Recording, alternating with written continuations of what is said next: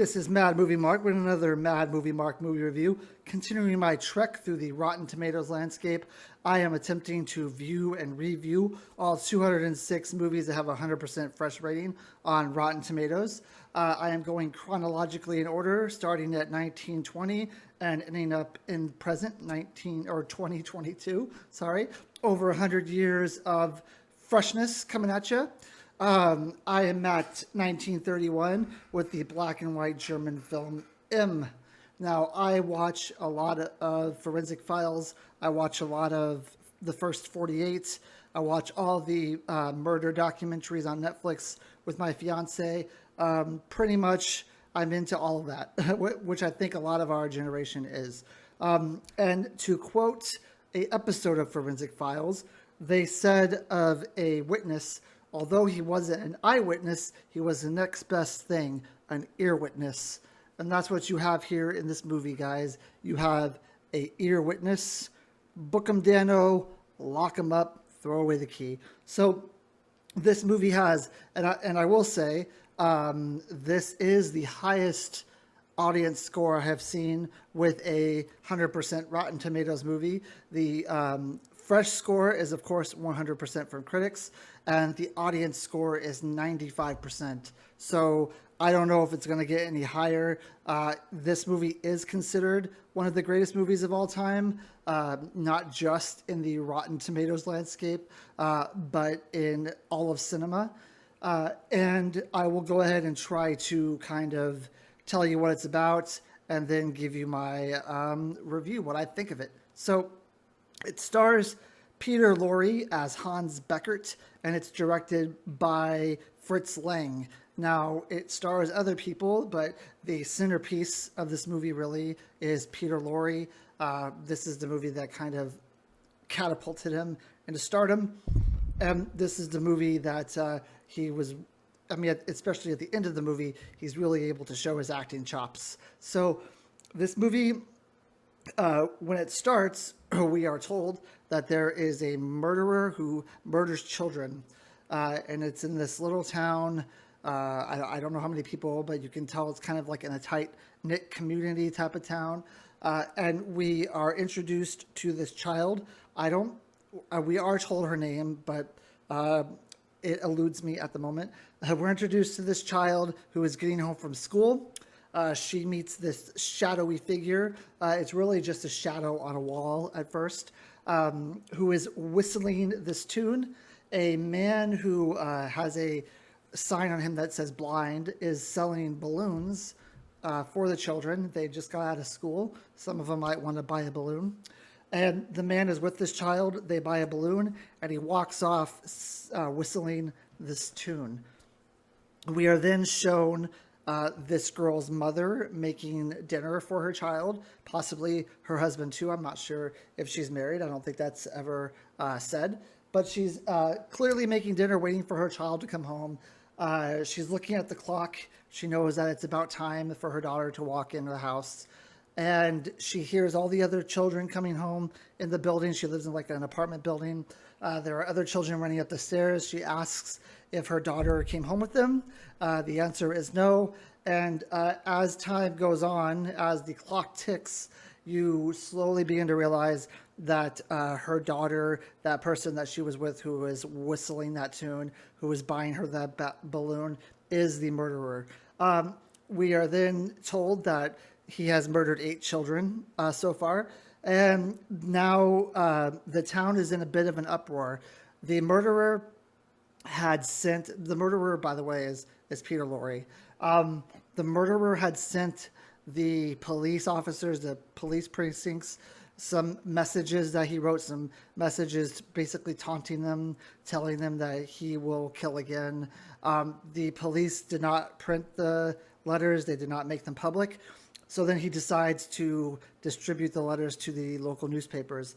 The local newspapers report it, and then you have hysteria on your hands. There is a serial killer who is killing children, and the cops have no idea who he is or where he is or any of that. So they basically, I don't know, I think it's called they cast a net, or they throw a net over the town. They have officers everywhere. When school lets out, they're whole town is buzzing with officers. Eventually, they bring in what looks like the National Guard. The National Guard's patrolling the streets. They want to catch this criminal. First of all, the people in the town are getting more upset and more worried by the day. So they have to catch this guy because it's becoming a publicity nightmare for the police chief and for those who are, politically who are voted by the people into offices. They are not going to be voted back in if they can't even catch a murderer. So the all out to catch this murderer. At the same time, we are introduced to this group of criminals who are kind of meeting in this room. We learn that they are the union, the criminal union, and they are meeting because now this child murderer is causing cops to be all over the city. They are not able to rob and steal and basically do their jobs anymore. So they are very upset that their business is also being ruined because of this child killer. And then you kind of see a back and forth of the cops trying to decide what to do about this and the criminals trying to decide what to do about this. And this probably goes on for like 15 or 20 minutes, switching from scene to scene of cops and criminals and cops and criminals until the criminals finally decide that the cops aren't going to be able to solve this. They don't know how a criminal thinks. They're basically bumbling, and they're going to lose their criminal business if this keeps happening. It's not good for their press. They don't look like good criminals anymore. So they decide that they have to catch the criminal. They have to catch the child killer. So how do they do this? They can't necessarily go out on the streets because the cops know who they are.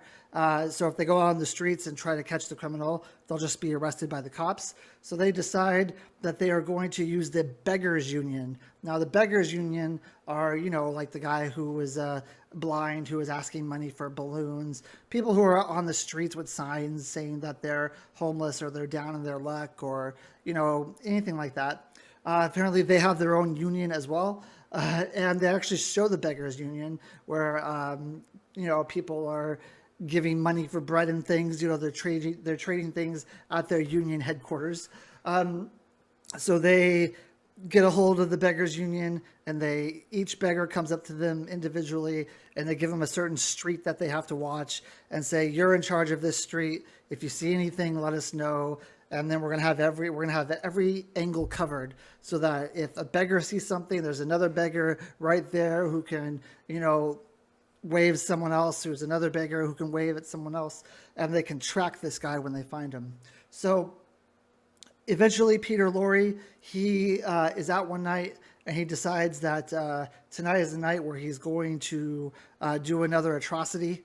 So he finds a little girl, and he starts whistling this song, and the original guy who had the balloon from the beginning of the movie hears this song, and he remembers when that girl was killed that one day, there was a guy whistling this song. So I think that this guy's a killer, and he's buying balloons for little girls while he's whistling this song. So he flags down another beggar, who kind of flags down another beggar, and they follow Peter Lorre and this girl for quite a long time. He buys her like candy, and he buys her like this balloon, and eventually they get to this alleyway kind of thing where they're alone, and then Peter Lorre realizes that he's being followed, and he runs because he realizes the jig is up at this point. I need to get away. So he runs, and every time he runs into another beggar who knows what he's doing because of this chain of command and this, this telephone type of, not telephone, but, they have ways of communicating with each other so that they can always follow him.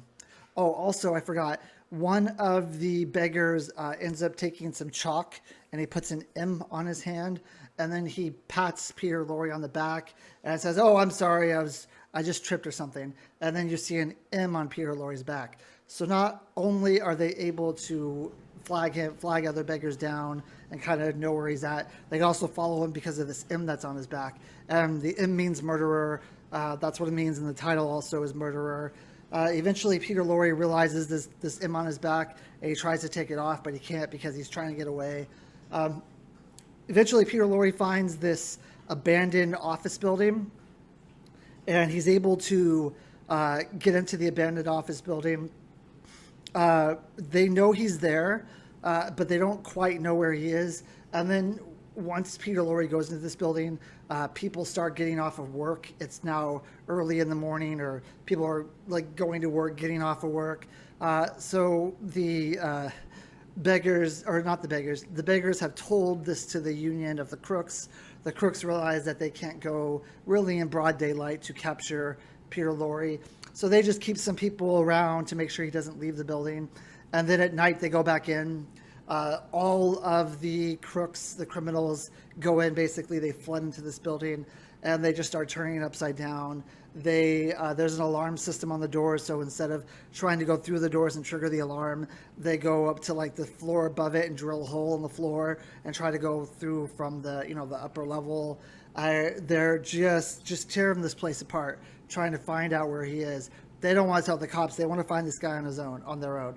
So eventually, one of the criminals gets to, I believe it's the basement, and he gets to the door of the basement. It's locked, and he can hear this Peter Lorre making noise. So he knows that Peter Lorre's in there. He knows that his name is Hans Beckett, but I'm going to call him Peter Lorre. Anyway, he knows he's in there, so he needs to find a way in there. So he ends up getting the other criminals.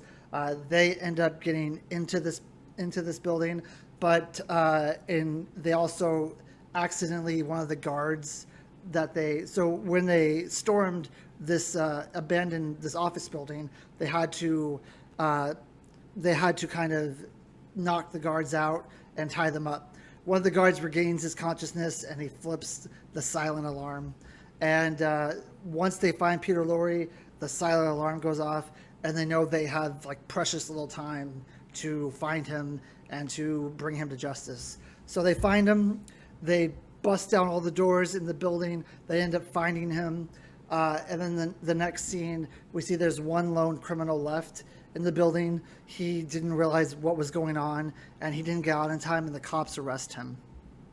The cops arrest him, and they try to question him. Who was the man you were looking for? When the guard woke up, they heard them say that they were looking for a man. Who's this man you're looking for?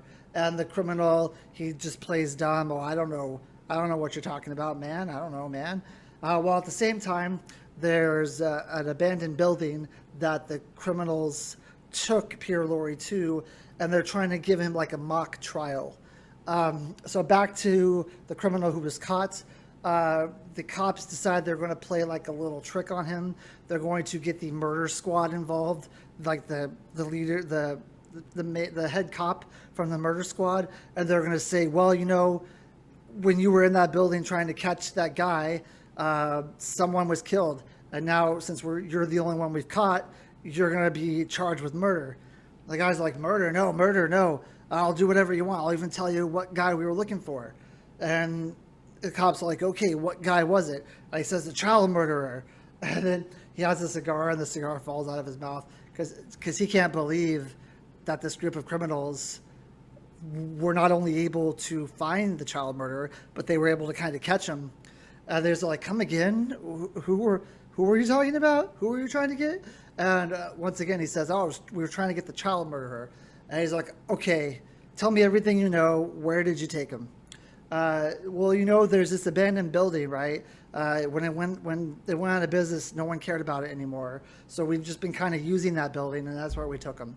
So then we go back to the criminals. They're putting Peter Lorre on trial. They gave him a lawyer, and they said this trial is basically going to decide if we need to kill you or what we need to do. And Peter Lorre's like, no, give me to the cops. Like, you guys can't put me on trial here. I need to go to the cops. And the criminals say, there's no way we're going to give you to the cops because you'll just claim that you're crazy. I think they say like Article 51 or something, but from what I gather, you'll just say that you're criminally insane. They'll put you in an insane asylum, and you'll either break out or they'll let you go early, and then you're going to go back to killing children all over again. So giving you to the cops is completely 100% out of the question. So Peter Lorre ends up breaking down, and he gives this rousing, just fantastic speech about how he's compelled to murder and how he can't control himself. And when he gets these urges, he hears the cries of the mothers. He hears the cries of the children. All of them are screaming out. They're just in his head. He can't live with it. And just like the only way that he can get these thoughts and these emotions and these feelings out of his head is when he murders a child, and then he murders a child, and it's like it's complete and utter. He's fine, but he gets these urges, and it's the only way that he can quell these urges. And you can see like the women in the audience. I mean, this is full of criminals, the whole building. And you can see that the audience is just, the women are just tearful, and like everyone is kind of thinking about what he says. And then the guy who's kind of running these hearings, he says, well, based on what you just said, we have to kill you because you have a compulsion to kill. And since you have this compulsion to kill, you can never be reformed. Nothing that anyone can do for you will ever stop these urges of you wanting to kill. So our sentence on you is death. We have to kill you. There's no other choice. And then just when like Peter Lorre is about to, you think he's going to like maybe argue his case or something again, the door opens and the cops open the door. And then the last scene of the movie is the judges coming up basically to give their verdict on what happened. There's a couple mothers sitting down crying, talking about like, make sure you know where your children are at night. Don't let them go out and see strangers. And then the movie ends. And you have no idea what happened to Peter Lorre. So you can either think that they gave him the death sentence, you could think that they committed him, or you could think that he got a lighter sentence. But it's one of those movies where they leave it up to you. Like, you have to decide what you want, what you think happened. So this is my fourth time viewing this movie. I watched it again so that I could just make sure I remembered everything and kind of, maybe there was something I missed, or maybe I have a different feeling about the movie. It's always good to rewatch it. All of these movies, I mean, Pinocchio's on this list. I've seen Pinocchio 1,000 times, but I'm going to rewatch it because I think that that's what I should do when I'm reviewing a movie. So I've seen this is the fourth time I've seen this movie, and it's like watching it for the first time all over again. And that's especially true when Peter Lorre gives his speech at the end. Sure, it's all in German. Sure, I have to read the captions on the screen, but I think if you listen to his speech, you're not like emotionally and just physically drained at the end of this movie and at the end of his speech. That I don't think the movie worked for you, because this is one of the greatest. I think if you look greatest speeches up on Google and movie history, you're not going to see this speech. But I think it should be there. His acting is just incredible. He pours his heart and his soul into these emotions. You can literally see his soul crying as he's talking about how he's compelled to do this. Now, is he really compelled to do this? I don't know. Was he just trying to not be killed? Maybe. But either way, you believe every word he's saying when he's saying it. It is just incredible. The rest of the acting in the movie, when it comes to the criminal minds, the criminal union, also really good. The cops in the movie are really good. This is a movie that I think it builds tension. It builds, it's an ambiance type of movie. And everything it just does so well up until the very end. The ending, the cliffhanger, I'm not a huge fan of cliffhangers. I don't like to decide at the end what happened. I like to believe that they gave him the death penalty, but he did so well acting in front of these criminals that, maybe he was able to convince people that he should be committed. And, that's part of the I guess that's part of the draw of the movie, and that's why he's such a good actor. He's such a good actor that at the end of the movie, he killed 8 children. You don't even you. It's hard for you to decide what happened to him.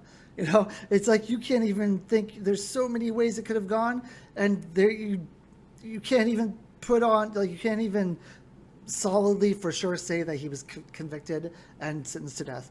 That's how good of an actor he is. And I mean, how do you do that? That's incredible. The directing in this movie is fantastic. The pacing is pretty great. It's pretty good. Every scene sets up another scene, sets up another scene. I absolutely love the fact that there is a criminal union and a beggars union in this movie. If I was trying to come up with a movie with a serial killer and I thought, okay, the cops can't get him, how do we get him? No way would I have ever thought of a criminal union that goes after the criminal. It's just insane. And their motives for doing it are they're so believable. Like, I don't know, I don't think that could happen today, but they're just so believable that they can't commit their crimes anymore because of this guy who's killing children. They even say, like, some rogue guy who's not in the union's messing up everything. It's like, I totally believe that. Beggars Union too, I mean, I believe that could happen. It's not as cool as a criminal union, but, I believe it could happen. The concepts in this movie are just so amazing. They're so original. I don't know if other movies had borrowed from this, but it's just so great. I don't think it's the first movie about a serial killer, but I definitely think it's the first major motion. Like it's the first big box office type of movie where it's actually really well done.